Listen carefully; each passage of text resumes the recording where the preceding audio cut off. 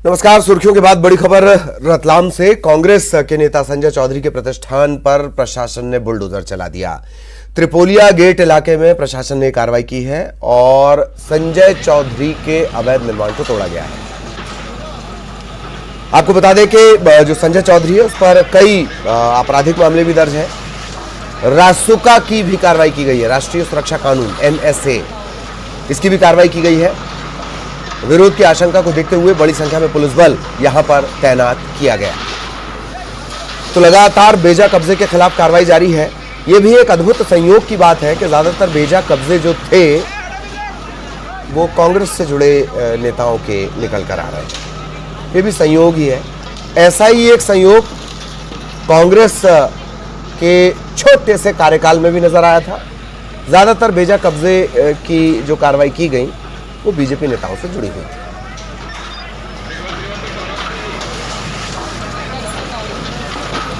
Basically ये संजय चौधरी नाम का व्यक्ति है, माणक चौक थाना क्षेत्र का एक लिस्टेड गुंडा है, जिसके खिलाफ तकरीबन 12 अपराध हैं। पहले इसकी जिला बदर वगैरह की कार्रवाइयाँ वगैरह भी हुई हैं। तो ये जो निर्माण है बिना किसी अनुमति के निर्माण कार्य किया गया था, तो नगर निगम ने इसको नोटिस वगैरह दिया है और आज इसके तोड़ने की कार्रवाई की जा रही है। मन में कोई जानकारी नहीं है, लेकिन यह है कि माणक चौक क्षेत्र का एक लिस्टेड गुंडा है जिसके खिलाफ कई सारे अपराध दर्ज हैं। फरारी में अभी फरारी में दिया। कुल कितने स्क्वायर फीट का ये जो है जिसको तोड़ा? ये तकरीबन 1600 स्क्वायर फीट का है, जिसके ऊपर निर्माण कार्य किया गया था। ये और अवैध निर्माण कार्य किया गया था, बिना किसी अनुमति के किया गया है। उसमें भी जो है अगर आदेश अगर नगर निगम की तरफ से होता है तो उसको भी तोड़ने की। और सहयोगी सुधीर इस वक्त हमारे साथ जुड़े हुए हैं। सुधीर, फिलहाल क्या स्थिति? भारी संख्या में पुलिस बल यहाँ पर, पुलिस जाब्ता यहाँ पर तैनात किया गया था। फिलहाल क्या अपडेट? देखिए, 1600 स्क्वायर फीट का ये अवैध निर्माण था, जिसे आज जो है जिला प्रशासन की टीम ने, नगर निगम की टीम ने यहाँ पे जमींदोज किया है। और जो नेता है संजय चौधरी, ये लंबे समय से फरार है। उनपे करीब 1 दर्जन से ज्यादा मामले दर्ज है। हिस्ट्री शीटर, लिस्टेड गुंडा है ये शख्स। और उसके बाद लगातार जिला प्रशासन की जो निगाह है उसके अवैध निर्माणों पर थी। और आज यही वजह है नगर निगम और जिला प्रशासन की टीम मौके पर पहुंची और इन्होंने इस जो अवैध निर्माण है इसे तोड़ा था। हालांकि विरोध के लिए कुछ लोग वहां पहुंचे थे, लेकिन उन्हें समझा बुझाकर वहां से रवाना कर दिया गया। अब देखना यह है कि क्या सिर्फ एकमात्र कांग्रेस के लीडर का यहाँ पे अतिक्रमण जिला प्रशासन ने देखा है, या फिर दूसरे भी जो बड़े अवैध निर्माण शहर में हुए हैं उन पर भी जिला प्रशासन अपनी नजरें इनायत करेगा। जी ललित, चलिए, बहुत बहुत शुक्रिया आपका इस तमाम जानकारी के लिए। इधर भोपाल में आयोजित सर्व आदिवासी सम्मेलन में पूर्व सीएम कमलनाथ ने शिरकत की। मानस भवन में कमलनाथ के पहुंचने पर आदिवासी गीत और नृत्य के साथ स्वागत किया गया। कार्यक्रम में आदिवासी नेता और वरिष्ठ कांग्रेस नेता कांतिलाल भूरिया भी शामिल हुए।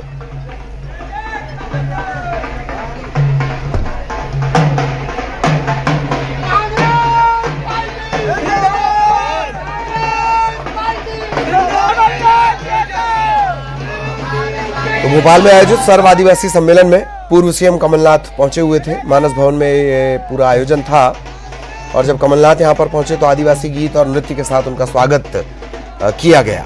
सर्व आदिवासी सम्मेलन।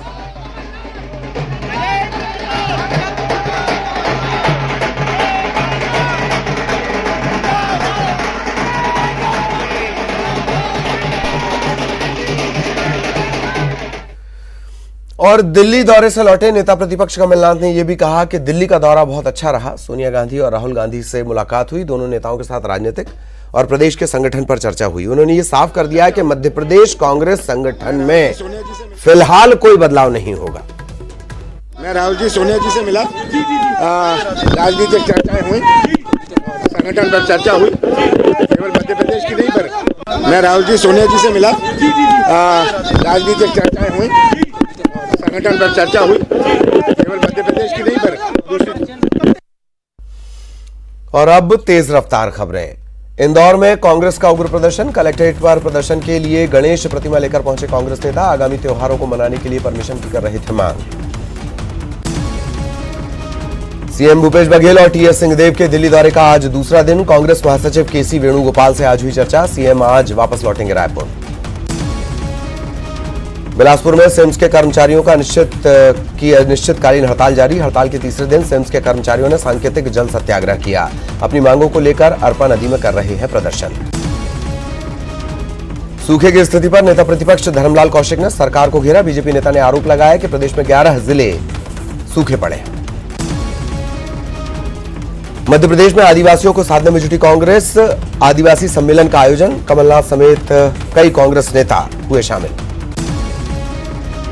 सर्व आदिवासी सम्मेलन कार्यक्रम में शामिल हुए कमलनाथ, वरिष्ठ कांग्रेस नेता कांतिलाल भूरिया भी रहे मौजूद। पूर्व मुख्यमंत्री कमलनाथ ने मुख्यमंत्री शिवराज सिंह चौहान को लिखा पत्र, कबड्डी एकेडमी खोलने की मांग को लेकर पत्र। भोपाल में मिर्ची बाबा के धार्मिक कार्यक्रम में शामिल हुए पूर्व मुख्यमंत्री कमलनाथ, आश्रम में भोलेनाथ का अभिषेक कार्यक्रम हुआ।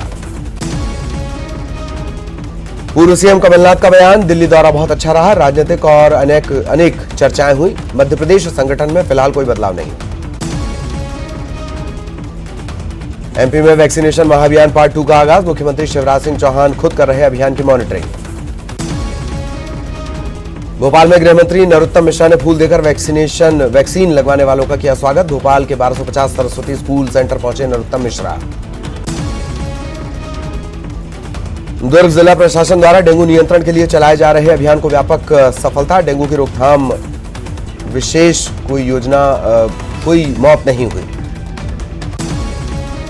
भिलाई में चाकू की नोक पर मोबाइल और नकदी की लूट, स्कूटी सवार युवकों को रोककर दिया गया वारदात को अंजाम। दुर्ग जिला पुलिस में 321 जवानों का तबादला, 3 साल से एक ही थाने में जमे जवानों का किया गया ट्रांसफर। मुंगेली में पीडब्ल्यूडी के रेस्ट हाउस में कांग्रेस नेता ने की तोड़फोड़, कर्मचारियों से बदसलूकी के आरोप। वैक्सीनेशन महाअभियान को लेकर कमलनाथ ने ट्वीट कर सरकार पर साधा निशाना, लिखा वैक्सीन की उपलब्धता प्रतिदिन होने चाहिए, न सिर्फ महाअभियान और चरणबद्ध रूप से। ग्वालियर में अभियान का शुभारंभ प्रभारी मंत्री तुलसी सिलावट ने मुरार जिला चिकित्सालय पहुंचकर किया, वैक्सीनेशन कराने आए लोगों का किया स्वागत। वित्त मंत्री और कटनी के प्रभारी मंत्री जगदीश देवड़ा ने कटनी पहुंचकर वैक्सीनेशन वैन को दिखाई हरी झंडी। माधवनगर सर्किट हाउस में मोबाइल वैक्सीनेशन वैन चलकर मौके पर लोगों को टीका लगाएगी। टीकमगढ़ में वैक्सीनेशन महाअभियान के तहत 126 सेंटर्स पर लोगों को लगाया गया टीका, 26,000 लोगों को वैक्सीन का पहला डोज लगाया जा रहा है। छत्तीसगढ़ के युवा राजीव कुमार राजवाड़े अंबिकापुर से तिरंगा यात्रा लेकर पहुंचे मंडला। सीहोर में पारिवारिक कलह के चलते एक शख्स ने उफनती पार्वती नदी में लगाई छलांग, 24 घंटे बाद बरामद हुआ शव। वैक्सीनेशन महाअभियान पर कमलनाथ के ट्वीट पर गृह मंत्री नरोत्तम मिश्रा ने साधा निशाना, कहा कमलनाथ को हर जगह दिखता है जश्न। खरगोन में टीकाकरण को लेकर लोगों में भारी उत्साह, टीका लगवाने के लिए वैक्सीनेशन सेंटर पर बड़ी संख्या में पहुंच रहे युवा। भोपाल में वैक्सीनेशन महाअभियान पार्ट 2 का आगाज। भोपाल में बीजेपी विधायक रामेश्वर शर्मा ने बांटी वैक्सीन लगवाने वालों को मिठाई। ग्वालियर के मुरार में टीकाकरण सेंटर पर लोगों की भीड़। वैक्सीनेशन महाअभियान पार्ट 2 को इंदौर में मिला भारी समर्थन, टीकाकरण सेंटर पर जुटे लोग। ग्वालियर में टीका लगवाओ इनाम पाओ, वैक्सीनेशन महाअभियान पार्ट 2 का आगाज। वैक्सीनेशन महाअभियान पार्ट 2 पर जबलपुर में वैक्सीन लगवाने पहुंच रहे लोगों की भीड़। गुना में ऊर्जा मंत्री प्रद्युम्न सिंह तोमर ने लोगों से की टीका लगवाने की अपील, धर्मगुरुओं, सामाजिक संस्थाओं, खिलाड़ियों, व्यापारियों और समाज के सभी वर्गों से अभियान को सफल बनाने का आग्रह। वन मंत्री विजय शाह का खंडवा के मकड़ई में अलग अंदाज, भुजरिया पर्व में ढोल बजाकर किया नृत्य। सतना रेलवे स्टेशन पर हुई चोर की पिटाई, महिला मुसाफिर का पर्स लेकर हो रहा था फरार।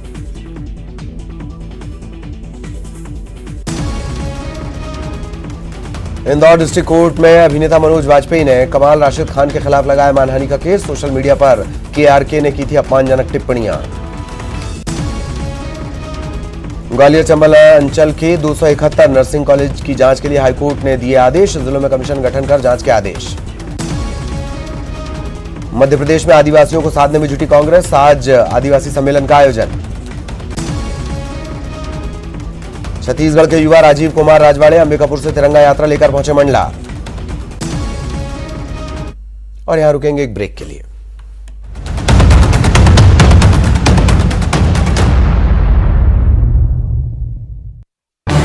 इस न्यूज हेडलाइंस के प्रायोजक पेट सफा आयुर्वेदिक चूर्ण, पेट सफा हर रोग दफा।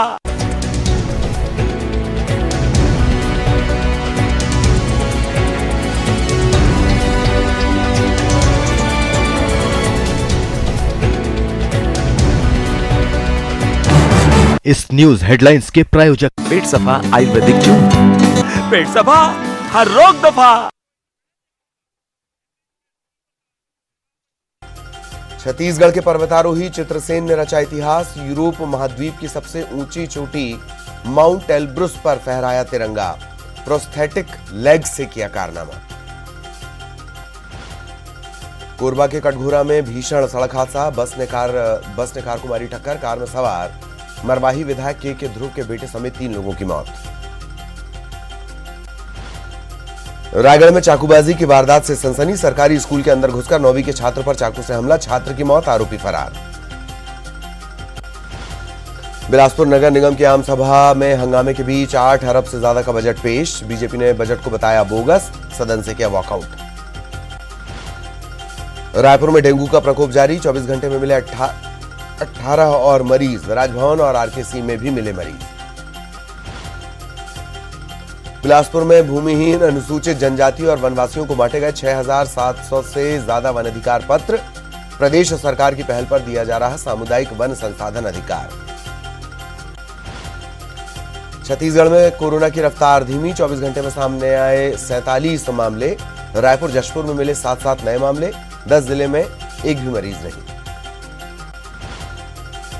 बिलासपुर में हाईवा ने बाइक सवार को मारी टक्कर। हादसे में महिला और बच्चे की मौत। रतनपुर थाना इलाके की घटना। कवर्धा में वन नेशन वन कार्ड योजना के तहत शहरी राशन दुकानदारों को बांटा जा रहा EPOS मशीन। दुकान संचालक नहीं कर पाएंगे राशन से जुड़ी अनियमितता। हाईकोर्ट बार एसोसिएशन चुनाव में गड़बड़ी से जुड़े मामले में सुनवाई। अध्यक्ष की अपील पर फैसला न लिए पर दायर की गई याचिका। हाईकोर्ट ने अध्यक्ष की अपील पर 10 दिन के अंदर निराकरण का स्टेट बार काउंसिल को दिया आदेश। धमतरी के शांति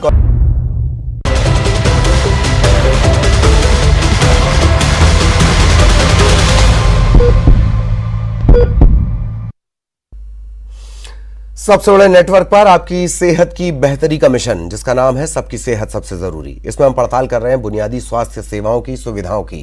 खोज रहे हैं उन चुनौतियों को जो बाधा बन रही हैं आपके और सरकार के लिए। 30 बेड का जो एक एएनएम ट्रेनिंग सेंटर है, जहां पहले भी मरीजों का इलाज किया था, तो हॉस्पिटल के एक विंग को हमने उधर शिफ्ट करने के निर्देश उन्हें दिए हैं। जिला अस्पताल की व्यवस्था वायरल बुखार में ही धराशायी हो गई, लेकिन जिम्मेदारों का आत्मविश्वास जबरदस्त है। जमीनी हालात भले ही और ही कहानी कह रहे हों, पर जुबानी इंतजाम भरपूर है। जिला अस्पताल में भले ही बेड तक कम पड़ जा रहे हों, लेकिन अधिकारी कोरोना से निपटने की तैयारियां दुरुस्त होने की बात कह रहे हैं। ऑक्सीजन वाले लगाएंगे। इसके अलावा हमारे पास सभी जगह भी मतलब सामुदायिक स्वास्थ्य केंद्रों पर NBSU यूनिट भी है। जिले में SNCU यूनिट है, जहां पर हम बच्चों को एडमिट करेंगे। और NBSU इसके अलावा ब्लॉक मुख्यालय के अलावा भी हमारा वर्ला में भी हमारे पास में हम बना रहे हैं, तो जहाँ पर हमारे ऑक्सीजन सपोर्टेड बेड रहेंगे, जहाँ हम बच्चों को एडमिट करेंगे। जिले में टोटल कितने बेड होंगे ऑक्सीजन बेड, और कितने टोटल ICU बेड हैं? टोटल हमारे पास में अभी जो बेड हैं वो 280 ऑक्सीजन बेड हैं, जिसमें से 380 हमारे ऑक्सीजन बेड हैं, 120 जो कि प्रोग्रेस में हैं, और 50 ICU बेड हमारे पास में हैं, जिनका काम हमारा चल रहा है। बेहतर व्यवस्था के लिए भरपूर बजट जरूरी है। अक्सर जिम्मेदार ये बात समझाते हैं, साधनों की कमी का पूरा हिसाब बताते हैं, लेकिन कोरोना से जंग में सरकार कितना बजट मुहैया करा रही है, इसका हिसाब इनके पास नहीं है।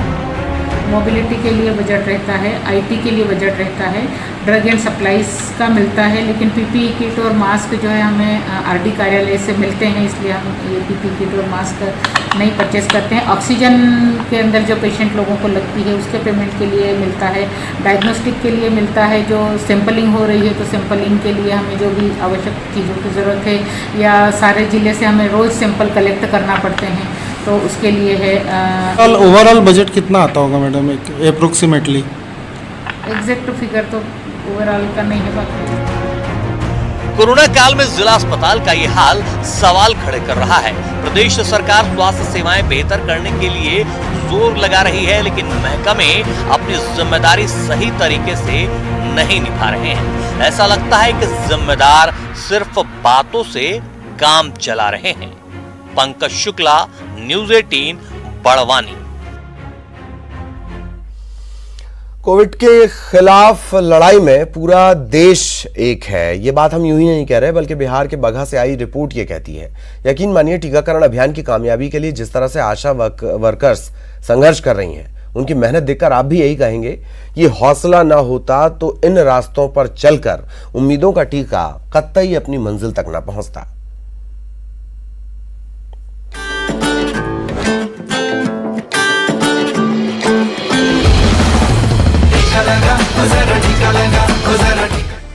सड़क का नामो निशान नहीं है, लेकिन यहाँ लोग इसी दलदल को सड़क के नाम से जानते हैं, जिस पर चलने की नाकाम कोशिश में काफी देर से ये भारी भरकम ट्रैक्टर दलदल के बीच फंसा हुआ है। ड्राइवर ने इंजन का पूरा जोर लगा दिया है, लेकिन ट्रैक्टर का पहिया है कि टस से मस होने का नाम ही नहीं ले रहा है। ट्रैक्टर की पिछली ट्रॉली पर सवार आशा दीदियां दम साध कर बैठी हैं कि इस दलदल से निकले तो आगे का सफर जारी हो। अचानक हिचकोले खाती ये ट्रैक्टर कीचड़ में लथपथ होकर किसी तरह बाहर निकल जाती है और इस तरह आशा दीदियां अपने आगे के सफर पर रामनगर के उस दोन इलाके की तरफ बढ़ती चलती हैं जिसे सैलाब ने इन दिनों टापू बना दिया है। हालांकि बगहा में टीकाकरण के लिए निकली आशा दीदियों के रास्ते में मुश्किलें हजार हैं, लेकिन फिर भी बिहार के बगहा में उम्मीदों का टीकाकरण बेरोक टोक जारी है। हमारे जो टीकाकर्मी हैं उनको पैदल ट्रैक्टर छोड़ करके पैदल कीचड़ होते हुए पार करना पड़ा है जंगल। किसी तरह से हम लोग पहुंच गए हैं वहाँ और काम शुरू कर दिया है। ये कोई एक रोज की बात नहीं है। जब से बरसाती नदियों ने उफान मारा है, तभी से बगहा के सैकड़ों गांव ऐसे ही टापू बने हुए हैं, जहां तक पहुंचना किसी चुनौती से कम नहीं है। लेकिन कोविड वैक्सीन के टीके का इंतजार हर किसी को है, जिसे पूरा करने के लिए ऐसे ही आशा दीदियां हर मुश्किलों और परेशानियों से जूझकर गांव तक पहुंच रही हैं और लोगों को टीका दे रही हैं। काम शुरू कर दिया है, लगभग 4000 डोज वहाँ भेजा गया है पूरे जोन के लिए। तो हो सकता है आज नहीं पूरा होगा तो रह जाएगा, लोग करते आएगा। घने जंगल से घिरे बगहा के इस इलाके में जंगली जानवरों की भी भरमार है। रास्ते ऐसे हैं कि कदम रखना मुश्किल है, फिर भी उम्मीदों का दिया जलाने की मुहिम लिए बगहा की आशा दीदियां इन कठिन रास्तों पर हर रोज चलकर आगे बढ़ी चली जा रही हैं। उम्मीद है हौसले का ये सफर आगे भी जारी रहेगा और कोविड के खिलाफ जीवन रक्षा की ये मुहिम यूं ही आगे बढ़ती रहेगी। बिहार के बगहा से मुन्ना राज, न्यूज़ 18 नेटवर्क।